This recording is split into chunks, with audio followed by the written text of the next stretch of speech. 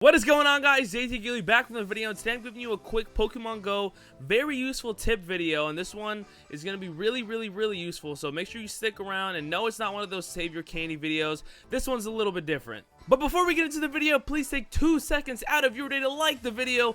Please smash that like button. It helps me out tremendously. If you guys could do that, that would be awesome. Please do that, and now let's get to it. So as you guys know, Gen 2 is coming out, and everyone's really excited about the new Pokemon and stuff. But what people are doing now is that they have like their kind of weak Gen 1 Pokemon. Let's say you have like a weak Charizard or a weak Blastoise or a weak Venusaur or something like that, and you're just gonna get rid of it for candies. Well, wait, don't do that. Let me pause you right there. What I'm here to tell you in this video is to do not transfer your starter evolution Pokemon or any hard to catch Pokemon or hard to find Pokemon, and let me tell you why. So as you guys know, the new Pokemon Go Gen 2 update is coming out, and that's going to bring a huge wave of new Pokemon Go players who didn't play the Gen 1.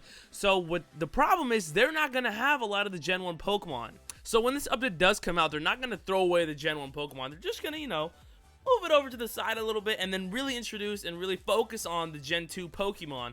So you make sure you want to get those, and obviously that's going to be the big thing. But what I'm telling you guys to do is don't throw away your Gen 1 Pokemon. You are sitting on gold. If you have, let's say you have a Charizard that has like 1,000 CP and it's really shitty, you don't want it, don't transfer it, because a person who's coming new to Pokemon Go in Gen 2 is gonna want that Charizard so bad, and they're gonna be so much harder to find because there's gonna be some more new Gen 2 Pokemon. So you can trade that Charizard to them and get some easy Gen 2 candies, and you get those new candies, and it'll save you a fucking ton of time, hopefully, if it's a good Pokemon. But what I'm saying is, like, one Charmander candy, you already have a Charizard, so you don't really need it. One Charmander candy is not really gonna do much. You might as well get a little bang for your buck and go get some new Gen 2 Pokemon. So do not transfer those. And this goes with any other Pokemon, not only a Charizard. I'm just saying as an example, like if you have a really hard Pokemon, let's say a Gengar, you have an extra Gengar, it's only like a 12 CP Pokemon, who cares? Keep it until they want it so they can finish their Gen 1 Pokédex, and you can get a little bang for your buck. Get a little Gen 2 candies, give them a little Gen 1. You don't really need it, might as well, whatever. Get a little Gen 2, because when trading comes out in Pokemon Go, it's going to be crazy. So this whole thing is revolved around trading. Trading should be coming up really soon. Hopefully before Gen 2, but it's most likely going to be after. And knowing Niantic, probably way after. But still, you want to be prepared for that. Keep all your Gen 1, like, really good Pokemon. Who cares about the CP? I mean, regardless, they're the Pokemon. People are going to want them for the Pokédex, so that's all really that matters. Just keep them, don't throw it away. It's only one candy. I'm sure you'll find another one before Gen 2 comes out, but make sure you keep those, because when trading comes out, trading Gen 1 Pokemon for Gen 2 Pokemon will be the big thing for the new people that are coming into Pokemon Go. I promise you, when Gen 2 comes out, people are going to be wanting to fill their Pokédex from Gen 1 up, so make sure you keep those Pokemon. I'm telling you, keep the rare Pokemon, the starters, the starter evolutions, the regionals. I'm sure there's going to be brand new regionals, so the regionals might be a little bit harder to find again.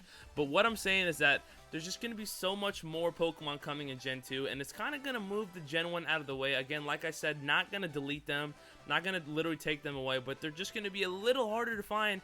So I know everyone's in a rush to finish their Pokedex before Gen 2 comes out, and don't worry, you probably have a long time, because they're taking a fuckload of time. It has been a while now. I mean, we're waiting for Gen 2, and I mean, I don't know how much longer we can wait. Like, I'm really excited, because when Gen 2 comes out, the day it comes out, I'm updating it and going outside. I don't care if there's a tsunami. I don't care if there's an earthquake, fire, tornado, any kind of land, any problems. I'm going outside and catching Gen 2 Pokemon. That's going to be really fun. If you guys haven't seen any of those Gen 2 Pokemon Go videos, then go watch them. They're really awesome. You can see what new Pokemon are coming. So, and also you want to save some of your Pokemon for Gen 2, but you guys already know that. But the main focus and main thing I'm trying to get to you guys in this video is to just save your really awesome Gen 1 Pokemon, because like I said, a lot of new people are going to be coming to Pokemon Go. Most of them, it could be more than the Pokemon Go when it first launched.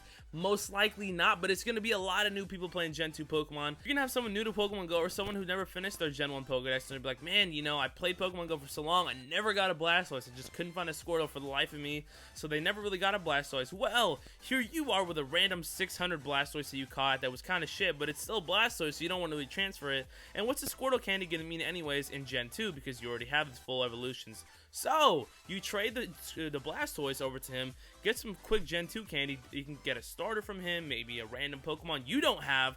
Get a little swap going, maybe something that's really common for him isn't common for you, and you can fill each other's Pokedex up and help each other out, and it'll be really awesome. It'll be a really easy way to fill your Pokedex up and help someone else fill up their Pokedex. So it's really awesome, and I really have been thinking about this for a while, and I want to do this. I can't wait. I'm sitting on a couple, like, not shitty, but like not the best Charizards, not the best Venusaurs, not the best, you know, like the Buzzes, Vaporeons, etc. So all these little Pokemon from Gen 2 that are, you know, they're really awesome. CP's a little low, moveset's a little shitty. Don't transfer them. Keep them. Don't transfer them. Trade them over to when Gen 2 comes out, when trading comes out, and I promise you, you're gonna love it. You're gonna get a bang for your buck. You're gonna get Gen 2 candy in exchange for Gen 1 candy that really didn't matter to you. It's just one Pokemon slot in your 250 plus if you want to buy more inventory. It's just one Pokemon slot. You can definitely keep that slot and just get it and save it for the future. You want to make an investment. This is Stocks 101, guys. Make this investment. Keep that Charizard. Keep that shitty Charizard. And trade it over to Gen 2 when trading and Gen 2 comes out.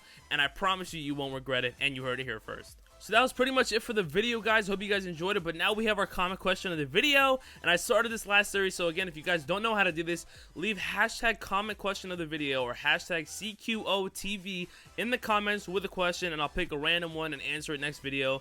And we'll do this every video or so. So if you want to do it, make sure you have a nice question. And hopefully I'll pick it. And hopefully I'll see you next video. So today's comment question of the video comes from Flying Pigs 18, who said, "What made you want to do YouTube?"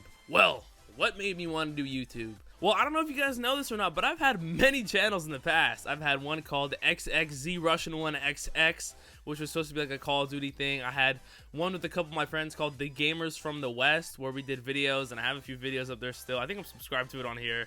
But I had a couple channels like that. I also had like a channel when I was a kid. It was called King Cena 176. I talked about like WWE and a whole bunch of wrestling figures and stuff like that. But I've always kind of like always made YouTube channels and made YouTube videos, and I always had a lot of fun because my entire life I've watched YouTube.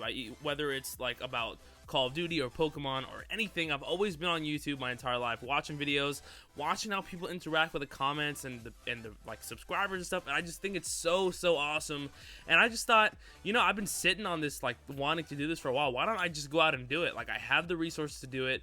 I can do it. I play the games. It's fun to me. I enjoy what I do. I love seeing the interaction between the people and the YouTubers. So I was like, fuck it, let's do it. So I made a YouTube channel with the help of my friend Mystic. Shout out to him. He really helped me out a lot. He was kind of mentored me through the beginning of this stuff, and he's helped me out along the way. So shout out to him.